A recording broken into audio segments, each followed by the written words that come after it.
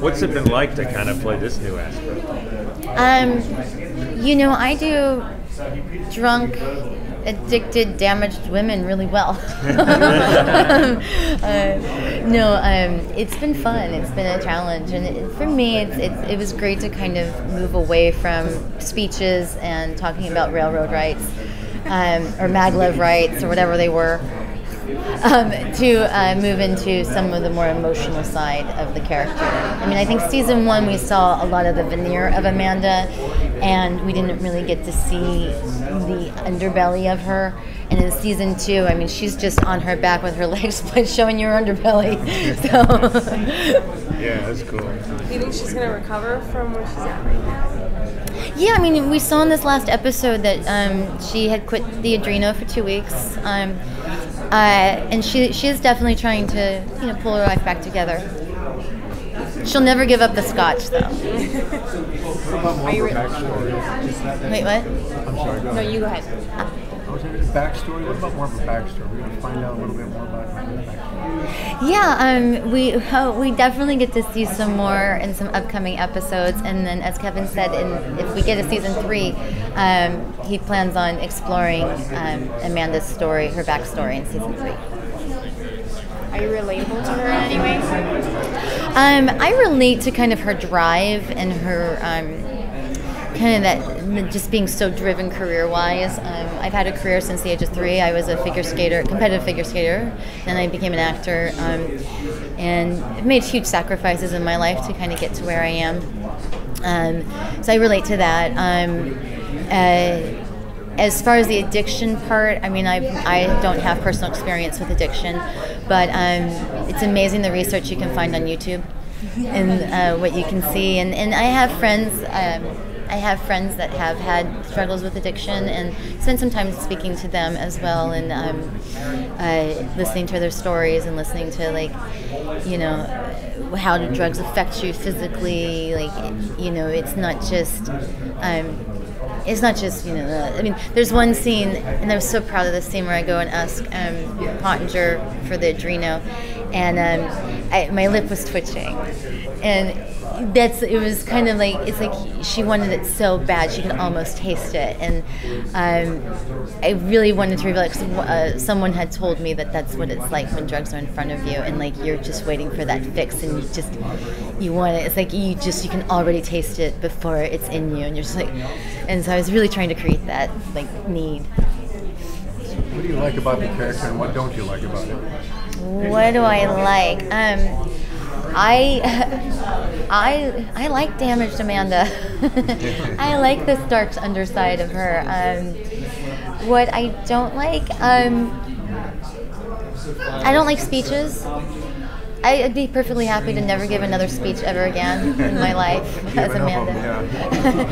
I mean, it's like, they're not fun to have to do, and you gotta do them all day long. I hate speeches. What's been the most challenging scene you've done so far? The most challenging? All of them. So far that you've seen,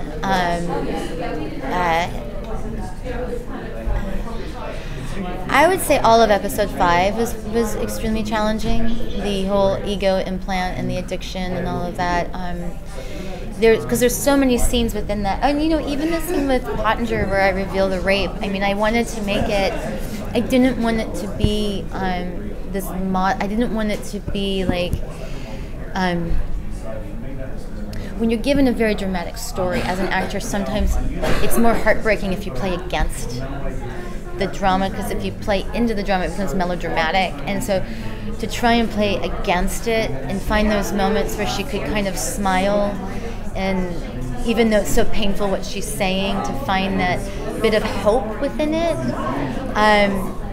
And it was a real balance, and plus, we're supposed to be high, so we're high, and I'm revealing this story, and it was such it was like a juggling act, but very small. It was like kind of like you're just like little pressures here and there. And I remember our director Alan Croker was so amazing, and we got to shoot it a lot and do a lot of coverage on it to just get the right tone of it, because I didn't want it to be like, okay, now here Amanda's going to launch into her story now. You know what I mean? So it had to really come from an emotional place, and it had to be emotional, but at the same time, like, she didn't have to relive it. You know what I mean? And so it had to be alive, and then they're high. So it's like, how do you put all those elements in it?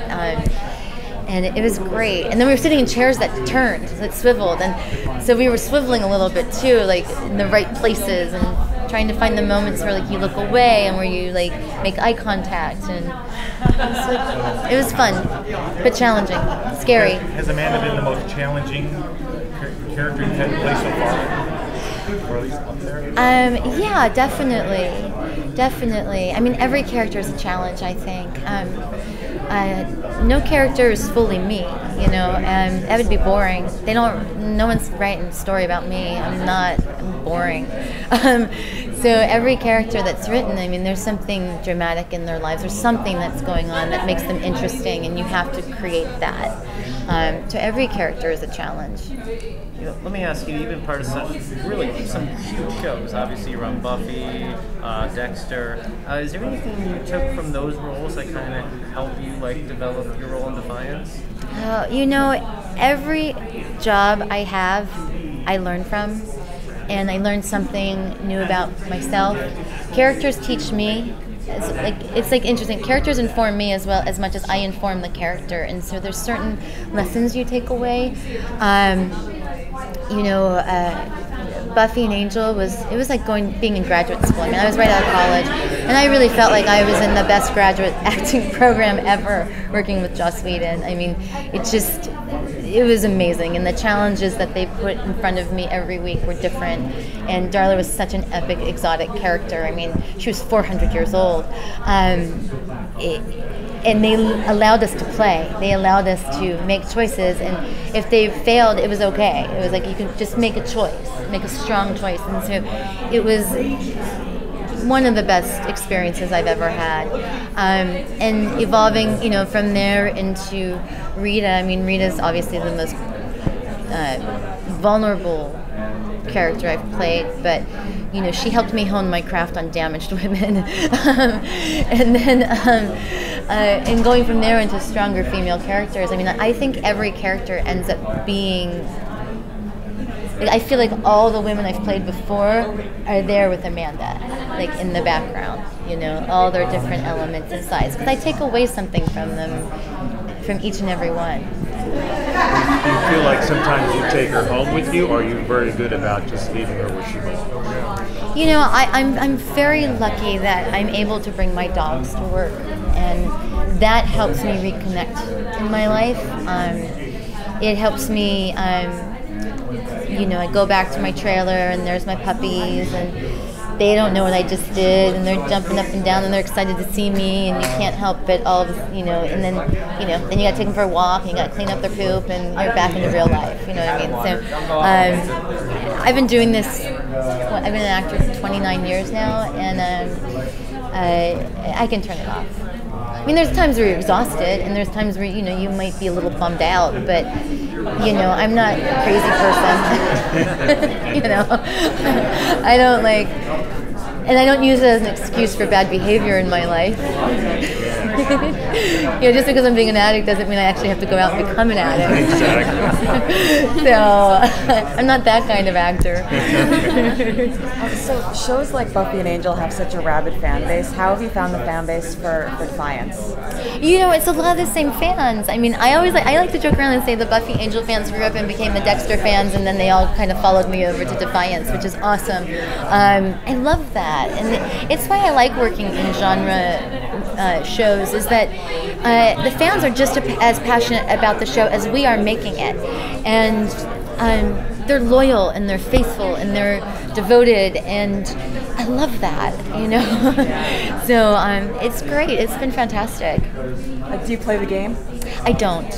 I'm not. I'm way past gaming age. I'm 42. I mean, let's face it. I'm not a game. I mean, not that not that that means anything. I just never. I played Pong, Asteroids, Pac-Man. tried the game?